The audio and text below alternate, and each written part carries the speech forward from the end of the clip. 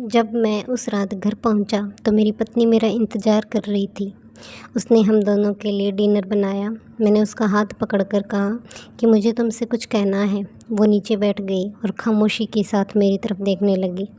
मैंने उसकी आंखों में एक अजीब सा दर्द महसूस किया था। मैं कश्मकश में था। मुझे समझ नहीं आ रहा था कि मैं अपना मुंह कैसे खोलूं, लेकिन मुझे उसे बताना था कि मेरी ज़िंदगी और दिमाग में क्या चल रहा है। मुझे उसे बताना था कि मुझे तलाक चाहिए। मैंने शांति से इस बात को उसके आगे रखा। वो मेरी बातों से नाराज़ नहीं लग रही थी, बल्कि उसने धीरे से मुझसे पूछा, क्यों? मेरे पास उसके सवाल का जवाब नहीं था। इससे वो नाराज़ हो गई। उसने अपने हाथ में पकड़ी चम्मच फेंक दी और मुझ पर चिल्लाई कि तुम खुद गर्ज हो। उस रात हमने आपस में बात नहीं की। वो पूरी रात रोती रही। मुझे पता था कि वो जानना चाहती थी कि हमारी शादीशुदा जीवन को क्या हुआ था, लेकिन मैं शायद ही उसे संतोषजनक उत्तर दे पाता। मैं उसे कैसे बताता कि जिस दिल में पहले उसका घर था, अब उस पर रीना का राज है। मैं अब उससे प्यार नहीं करता था। मुझे उस पर बस दया आती थी। अपराध बोध की गहरी भावना के साथ मैंने एक तलाक के समझौते का पेपर तैयार किया, जिसमें कहा गया था कि वो हमारा घर, हमारी कार, मेरी कंपनी की 30% हिस्सेदारी की मालकिन होगी। जब मैंने उसको वो पेपर दिए तो उसने पल भर उस पर नज़र डाली और फिर उसके 2 टुकड़े टुकड़े कर दिए। जिस स्त्री ने अपने जीवन के 10 साल मेरे साथ बिताए थे, अब वो अजनबी सी लग रही थी। मुझे उसके टाइम, प्यार और ऊर्जा जो उसने मुझ पर खर्च किया था, उसके लिए दुख था। लेकिन मैंने जो कहा था मैं उसे वापस नहीं ले सकता था, क्योंकि मैं रीना से बहुत ही प्यार करता था। अंत में वो मेरे सामने ज़ोर ज़ोर से रोई। मुझे इसी की उम्मीद थी। मेरे लिए उसका रोना वास्तव में एक तरह की रिहाई के जैसा था। तलाक का विचार, जिसने मुझे कई हफ्तों से परेशान कर रखा था, अब और मजबूत और स्पष्ट अपनी मंजिल को पाने को लग रहा था। अगले दिन मैं बहुत देर से घर वापस आया और देखा कि वो मेज़ पर कुछ लिख रही है।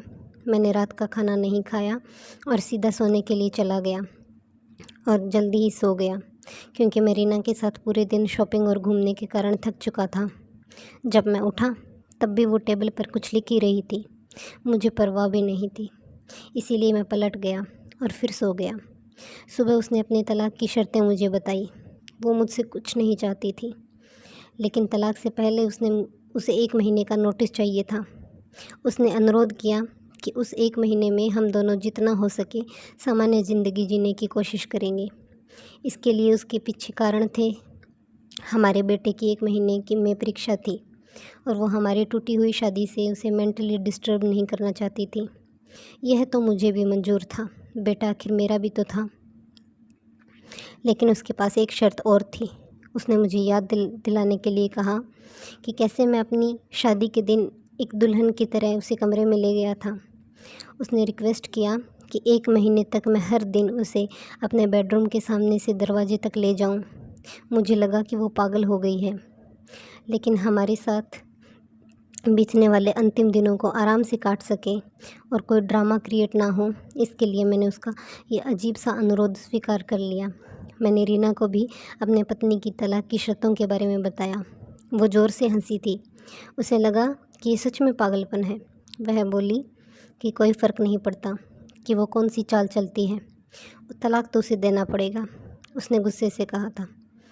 अगले दिन से 1 महीने का नोटिस पीरियड शुरू हो गया। मेरे तलाक के इरादे को स्पष्ट रूप से व्यक्त किए जाने से पहले से ही मेरा और मेरी पत्नी के बीच में कोई शारीरिक संपर्क नहीं रह गया था। इसलिए जब मैंने उसे पहले दिन गोद में उठाया तो हम दोनों को थोड़ा अजीब लगा। हमारे बेटे ने हमारे पीछे से ताली बजाई। डैडी ने मम्मी को गोद में लिया है। उसके शब्दों से मुझ में एक दर्द की भावना भर गई। बेडरूम से बैठक तक, फिर दरवाजे तक, मैं उसे गोद में लेकर लगभग 10 मीटर से ज़्यादा चला था। उसने आंखें बंद की और धीरे से कहा, हमारे बेटे को तलाक के बारे में मत बताना। मैंने सर हिलाया। कुछ परेशानी महसूस कर रहा था। मैंने उसे दरवाजे के बाहर नीचे उतार दिया। वो काम पर जाने के लिए बस की प्रतीक्षा करने लगी। मैं ऑफिस के लिए अकेला चला गया। दूसरे दिन हम दोनों ने काफ़ी आसानी से एक्टिंग कर ली। वो मेरे सीने पर झुक गई। मैं उसके ब्लाउज़ की खुशबू सूंघ सकता था। मुझे एहसास हुआ कि मैंने इस महिला को लंबे समय से ध्यान से देखा ही नहीं था। मुझे एहसास हुआ कि अब वो जवान नहीं रही थी। उसके चेहरे पर कम ही सही लेकिन झुर्रियाँ आ गई थी। उसके बाल सफ़ेद हो रहे थे। हमारी शादी से उस पे सच में बुरा असर पड़ा है। एक मिनट के लिए मैं सोच रहा था कि मैंने क्या कर दिया है उसके साथ। चौथे दिन जब मैंने उसे उठाया तो मुझे आत्मीयता की वापसी का आभास हुआ। अरे, ये वही महिला है जिसने मुझे अपनी ज़िंदगी के 10 अमूल्य साल दिए हैं। पाँचवें और छठे दिन मैंने महसूस किया कि हमारे बीच एकरूपता की भावना फिर से बढ़ रही है। मैंने अब रीना को इस बारे में नहीं बताया। जैसे जैसे दिन बीतते गए मेरे लिए उसे उठाना आसान होता गया। मैंने सोचा शायद हर दिन की कसरत मुझे मजबूत बना रही है। एक सुबह वो सोच रही थी कि क्या पहने। उसने बहुत सारे कपड़े पहनने की कोशिश की लेकिन एक भी ड्रेस उसे फिट नहीं मिली। फिर उसने गहरी सांस ली। वो बोली, मेरे सभी कपड़े बड़े हो गए हैं। मुझे अचानक एहसास हुआ कि वो इतनी पतली हो गई है। मुझे अब समझ में आया कि यही असली वजह थी कि मैं उसे आसानी से उठा पाता था। अचानक एक विचार ने मुझे अंदर से झकझोर दिया। उसने अपने दिल में कितना दर्द और कितना दुख दबा रखा होगा जिससे उसकी ये हालत हो चली है। अब चेतना में कभी इस बारे में सोच ही नहीं सका। मैंने उसके सिर को छुआ। हमारा बेटा उसी समय अंदर आया और बोला, पापा, माँ को गोदी में उठाने का समय हो गया है। उसके लिए इस एक महीने में अपने पिता को अपनी माँ को गोदी में उठाकर ले जाते देखना उसके जीवन का एक अनिवार्य हिस्सा बन गया था। मेरी पत्नी ने हमारे बेटे को करीब आने का इशारा किया और उसे कसकर गले लगा लिया। मैंने अपना मुंह फेर लिया।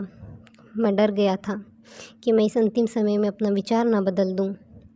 फिर मैंने उसे अपनी बाहों में पकड़ लिया। शयन कक्ष से चलते हुए बैठक के कमरे से होते हुए दरवाजे तक उसने सौम्यता और स्वाभाविक रूप से अपने हाथ मेरी गर्दन के चारों ओर रख दिए। मैंने उसके शरीर को कस के पकड़ रखा था। यह हमारी शादी के दिन के जैसा ही था लेकिन उसने बहुत ही कम वज़न से मुझे बड़ा ही बुरा लग रहा था। आखिरी दिन जब मैंने उसे अपनी बाहों में लिया तो मैं मुश्किल से एक कदम भी आगे बढ़ सका। हमारा बेटा स्कूल जाने के लिए चला गया था।